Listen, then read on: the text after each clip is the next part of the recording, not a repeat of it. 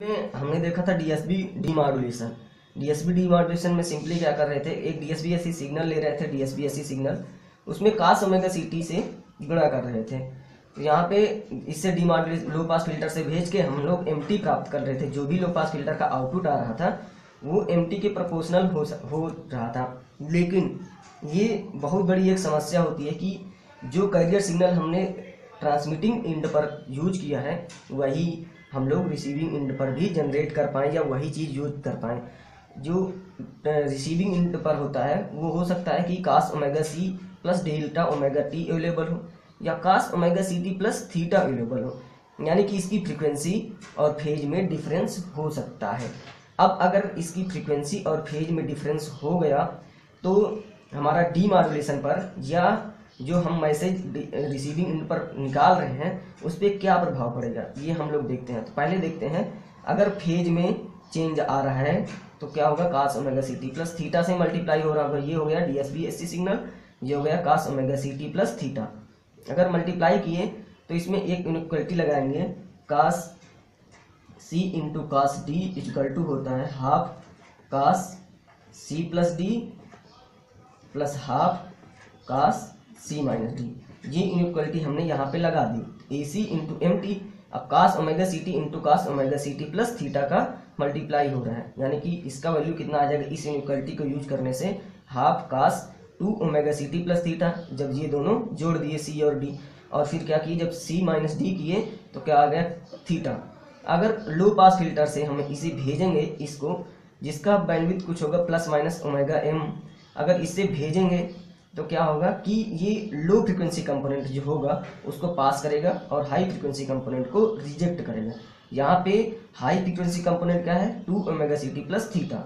Omega C कोई megahertz या gigahertz में या हाईयर फ्रिक्वेंसी होगी, जबकि cos थीटा क्या होगा, एक छोटी फ्रिक्वेंसी होगी, कम फ्रिक्वेंसी होगी जो लो पास फिल्टर से पास हो जाएगी।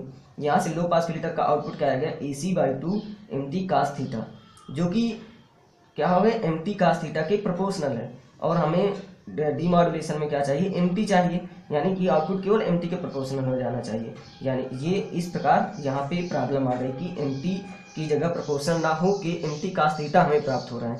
अब थीटा की वैल्यू कुछ भी हो सकती है, 0 हो सकती है, 0 डिग्री हो सकती है, 90 हो सकती है, 45, 30 कुछ भी हो सकती है। मैं एक एग्जाम्पल ले रहा हूँ कि थीटा बराबर 90 अंश है।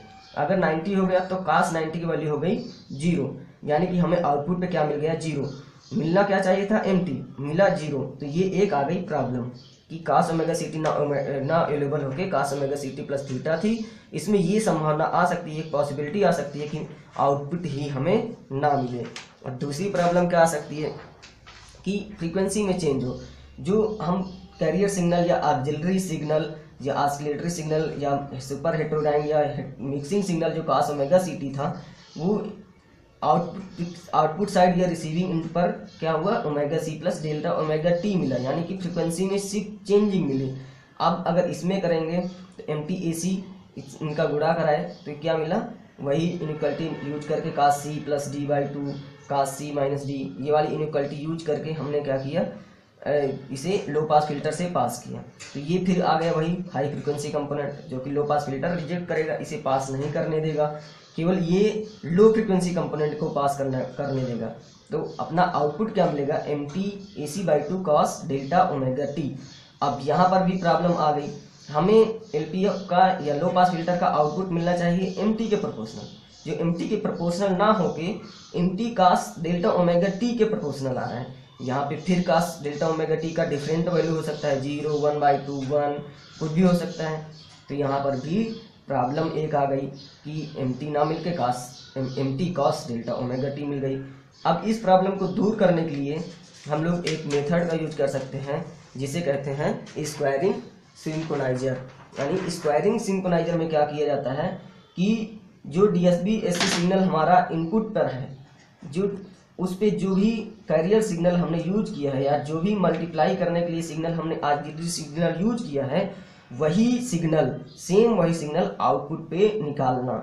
इसके लिए हम लोग एक मेथड यूज करते हैं जिसमें क्या होता है, ये डीएसबी एससी हमारा मिल रहा होगा इनपुट पे, फिर इसको एक स्क्वायरिंग सर्किट से भेजते हैं, स्क्वायरिंग सर्किट जो DSB-SC सिग्नल है उसको स्क्वायर कर देगा।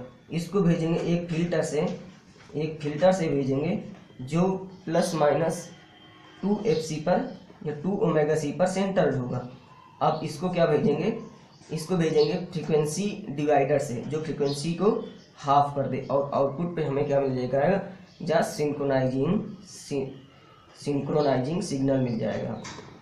यानी कि जो भी कैरियर सिग्नल cos ωct हमने इनपुट पर लिया था या ट्रांसमिटिंग एंड पर लिया था, वही हमको रिसीविंग एंड पर या जहाँ पे हम लोग डीमॉड्यूलेशन कर रहे हैं वहाँ पे मिल जाएगा। जैसे DSB सिग्नल कोई होगा हमारा MTAC cos ωct, इसको हमने क्या किया, स्क्वायरिंग सर्किट से पास किया तो हो गया इसका स्क्वायर, यानी हमें मिला M²T A²C cos² ωct। अब cos² ωct का क्या होता है, cos2 ωct होता है 2 cos ω²CT-1। यहाँ से cos² ωct का आ जाएगा 1 + cos2 ωct/2। इसको यहाँ पे रखोगे तो क्या आ जाएगा, M²T A²C/2 1 + cos2 ωct/2। अब इसे एक फिल्टर से पास कर रहे हैं जो ±2fc पर सेंटर्ड है, यानी या ±2ωc